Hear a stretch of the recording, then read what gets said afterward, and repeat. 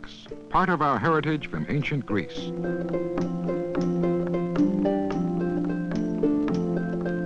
This temple, like the Olympics, is another lasting symbol, a reminder of a certain time and place. The time,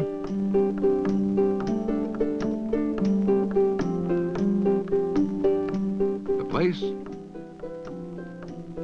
At its peak, this civilization surpassed in many ways the older civilizations of Egypt and Babylonia.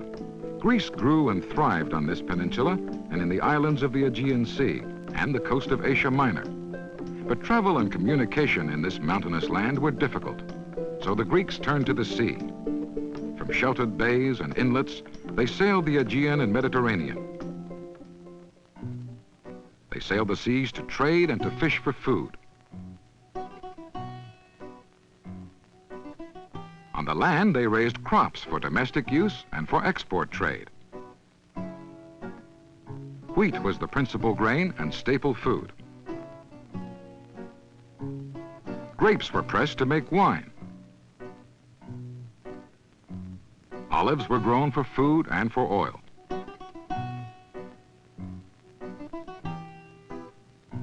Pottery vessels were used to store oil, wine, wheat, and other products. They were handmade on a potter's wheel and often decorated with familiar scenes. Merchants weighing grain to sell. Women at work in their homes. Taking care of children. Spinning.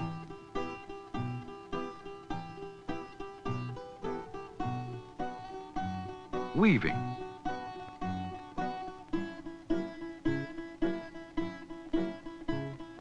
And religious activities, all part of daily life in the city-states of ancient Greece. This is a model of Delphi, one of the important city-states. Delphi was an international religious shrine.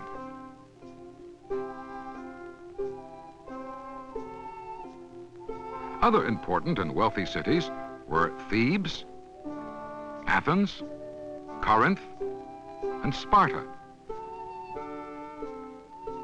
In Athens, as in the other city-states, the wealth was spent on public rather than private construction. On a rocky hill called the Acropolis are the remains of many public buildings, including the Parthenon, the marble temple dedicated to the goddess Athena, for whom Athens was named. Athens was a cultural center, a center for art and architecture, for music and drama and dance, and a center for learning. Greek scholars pondered the beauty of nature and the riddles of science, philosophy, and religion. Magnificent temples were built for Apollo, Athena, Zeus, and other Greek gods.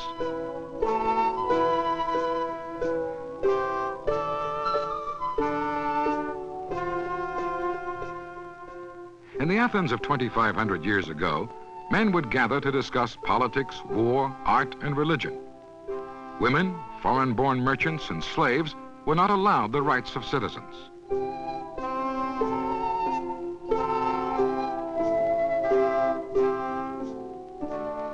In a grove called the Academia, the lecture system of teaching was developed by Plato. Young male citizens came to his academy to learn from Plato and other philosophers. Their ideas have had a lasting influence on Western civilization. A tyrant is one who is so dominated by fear and lawless appetites that he creates around him a havoc as great as that in his own soul. On wax tablets, students took notes from lectures on many subjects: human conduct, government, citizenship. Perhaps they learned of those pieces of pottery called ostracan, and which a name was written in the form of a secret ballot for banishment in earlier days. Ostracan votes were cast against someone to exclude or ostracize that person. Politics was one of many subjects taught in the academy. Aristotle, a pupil of Plato's, became an authority on politics, ethics, physics, logic, and biology. He developed the basis for scientific investigation. Other Greeks studied mathematics and developed theories like those of Euclid and Pythagoras.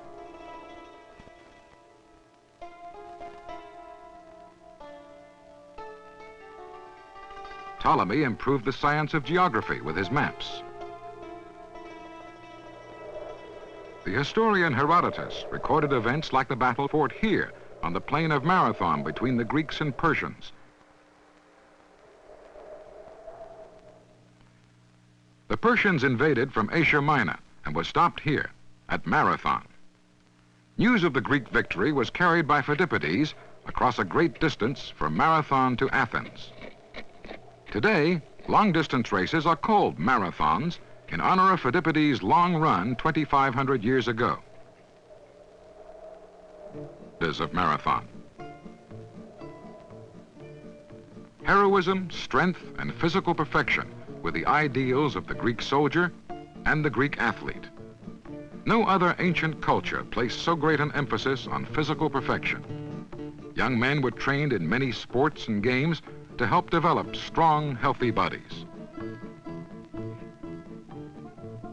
Athletic contests took place in great stadiums, like this one in the city of Delphi.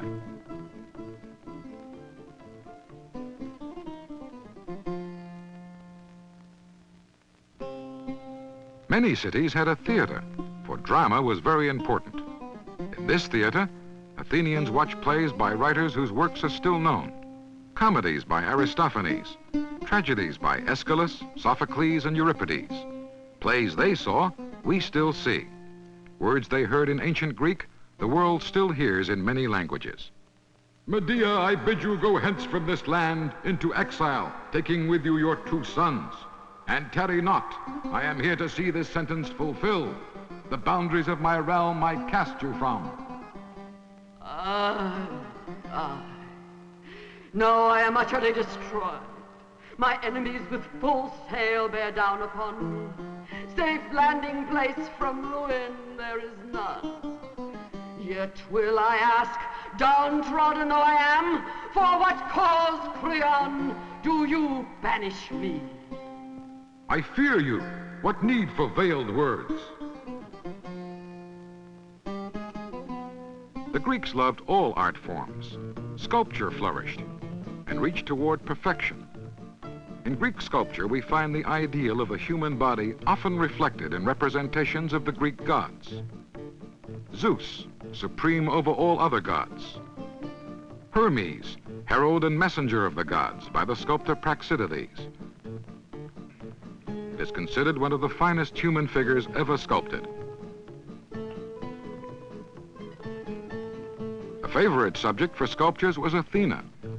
Her statue stood inside her temple, the Parthenon. The outside was decorated with elaborate sculptures.